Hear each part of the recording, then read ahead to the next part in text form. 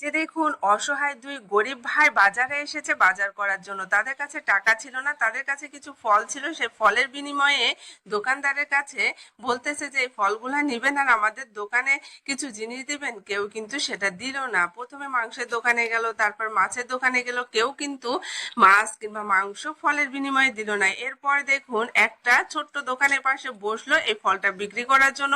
সেই দোকানদারও কিন্তু এখান থেকে সরিয়ে দিল তাদের, এখানে বসতেই দিল না। দেখুন কতটা অসহায় হলে এরকম অবস্থা হতে পারে দুই ভাইয়ের।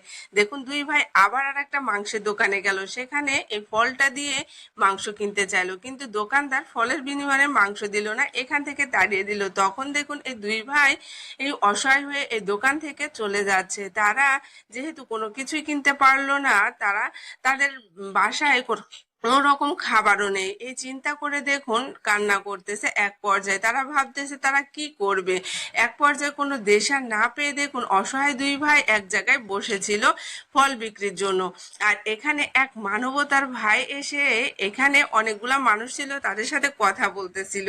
আর কথা বলতে বলতে দেখুন এই অসহায় দুই ভাইয়ের কাছে আসলো এই ভাইটি এবং তাদেরকে জিজ্ঞেস করলো এই ফল কয় টাকা করে। তখন এই অসহায় দুই ভাই ফলের দাম বলল এবং এই ভাইটি বলল যে যদি আপনাদের ফল ভালো হয় তাহলে অবশ্যই আমি আপনাদের সব ফলগুলো নিতে চাই। তখন এই ভাইটি বলল কোনো সমস্যা নাই, আপনি ইচ্ছে করলে এখানে বসে কেটে খেয়ে যদি ভালো লাগে তাহলে আপনি ফল নিতে পারবেন, আর হচ্ছে আপনার পছন্দ হলে আপনি নিবেন।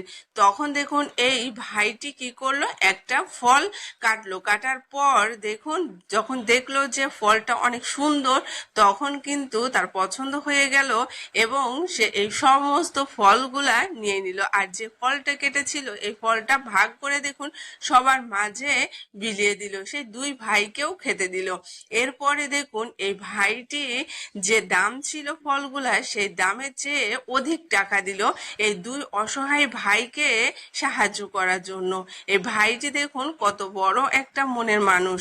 আর এই ভাইটি যে কাজটি করলো আসলেই মানবতার কাজ করলো। এছাড়াও কি কি কাজ করলো এই ভাইটি, ভিডিওটা দেখতে থাকুন। এই দুই ভাইয়ের জন্য আরো অনেক কিছু করলো। দেখুন ফলগুলা নিয়ে নিল এবং এই দুই ভাইকে দেখুন সাথে করে এক মাংসের দোকানে নিয়ে গেল।